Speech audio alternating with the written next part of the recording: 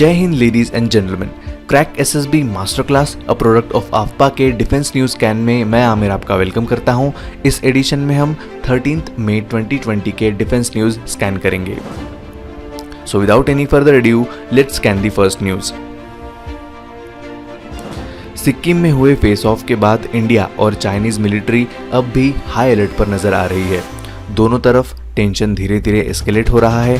Tension escalate होना शुरू हुआ था लद्दाख से सटी चाइनीज बॉर्डर पर, लेकिन लोकल लेवल पर बात सुलझने के बाद मामला वहीं दबा दिया गया था।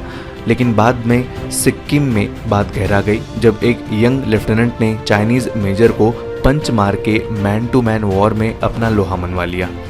रिसेंट अपडेट्स पर नज़र डालें तो लाइन ऑफ एक्चुअल कंट्रोल के काफ़ी करीब से चाइनीज हेलीकॉप्टर फ्लाई कर रहे थे। भले ही इन चॉपर्स ने लाइन क्रॉस नहीं की, बट एनिमी एयरक्राफ्ट का बॉर्डर के इतना करीब आना ऐसे ही नज़रअंदाज नहीं किया जा सकता। इस चाइनीज एक्ट के अगेंस्ट इंडियन एयरफोर्स लगातार अपने सुखोई 30 मार्क 1 फाइटर एयरक्राफ्ट से नज़र बनाए हुए है, लेकिन ऑफिशियल सोर्सेज की माने तो सुखोई एयरक्राफ्ट अपनी रूटीन एक्सरसाइज पर उड़ानें भर रहे हैं।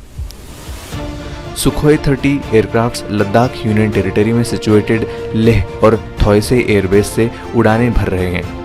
पास्ट में भी ऐसे इंसिडेंट्स देखे जा चुके हैं जब deliberately Chinese helicopter Indian air space में आकर वो एरिया अपना होने का साइन देकर जाते हैं, लेकिन बॉर्डर पुअरली मार्क्ड होने की वजह से ऐसे हालात में कोई कदम उठाना आर्म फोर्सेस के लिए कठिन हो जाता है।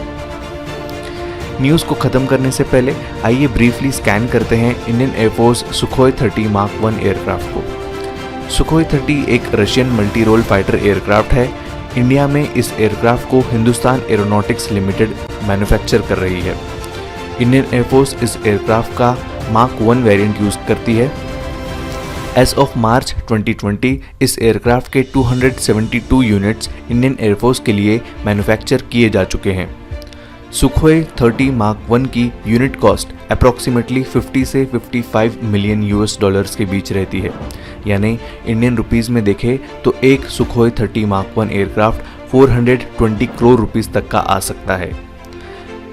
इंडिया में रिसेंटली साउथ में तमिलनाडु के थांजावुर में सुखोई 30 मार्क 1 का एक नया स्क्वाड्रन एस्टेब्लिश किया गया।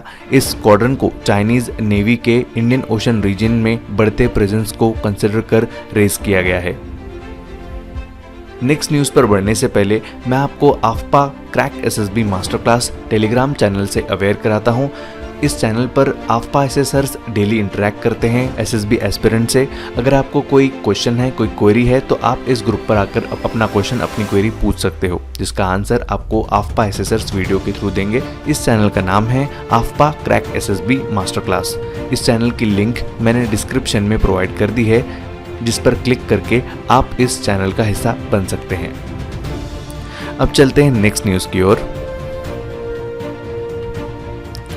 ईयर 1998 में इंडियन आर्मी के पोखरण टेस्ट रेंज पर इंडिया ने पहली न्यूक्लियर मिसाइल शक्ति 1 का सक्सेसफुल टेस्ट किया। इस सक्सेस को कोमेमोरेट करने then prime minister Vajpayee ji ने 11th मई को नेशनल टेक्नोलॉजी डे प्रोक्लेम कर दिया। इसी मौके पर वीडियो कॉन्फ्रेंसिंग के दौरान फॉर्मर डीआरडीओ चीफ और अभी नीति आयोग मेंबर वीके सारस्वत ने कहा कि इंडिया को बायो डिफेंस प्रोग्राम रिवाइव करने की जरूरत है।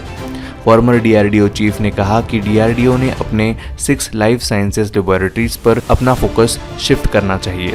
इन 6 लेबोरेटरीज में defence bio engineering and electromedical laboratory Bengaluru, defence institute of bio energy research Haldwani, defence food research laboratory Mysore, defence institute of physiology research Delhi etcetera institute शामिल है। ऐसा उन्होंने कहा क्योंकि इंडिया ने 1975 में 1 कंट्रीज के साथ बायोलॉजिकल वेपन्स कन्वेंशन साइन किया था। ये कन्वेंशन किसी भी देश को बायोलॉजिकल एजेंट्स और टॉक्सिन्स को अदर देन पीसफुल और प्रोटेक्टिव पर्पस पजेस करने से रोकता है। वहीं x DRDO chief directly point out करते हुए ये नहीं कहा कि चाइना ने ये वायरस जानबूझ के फैलाया है। वहीं आर्म फोर्सेस मेडिकल सर्विसेज के director general lieutenant general Anup Banerjee का कहना है कि कोविड-19 एक लुक्रेटिव बायोलॉजिकल एजेंट नहीं हो सकता। ऑल्दो ये कंटेजियस है, लेकिन इसकी यंग जनरेशन में काफ़ी कम मोर्टेलिटी है। आगे इन्होंने कहा कि जब तक कोई इफेक्टिव वैक्सीन नहीं आ जाता या फिर कोई कीमो प्रोफिलैक्सिस नहीं आ जाती तब तक के हमें कोविड-19 से खतरा बना हुआ है। अब ये तो वक्त ही बताएगा कि क्या DRDO बायो डिफेंस प्रोग्राम पर काम करेगी या फिर एग्जिस्टिंग चैलेंजेस को टैकल करना प्रायोरिटी रखेगी। तो आज के एडिशन में इतना ही, कल फिर मिलेंगे नए एडिशन में। तब तक के लिए स्टे होम, स्टे सेफ। जय हिंद, जय भारत।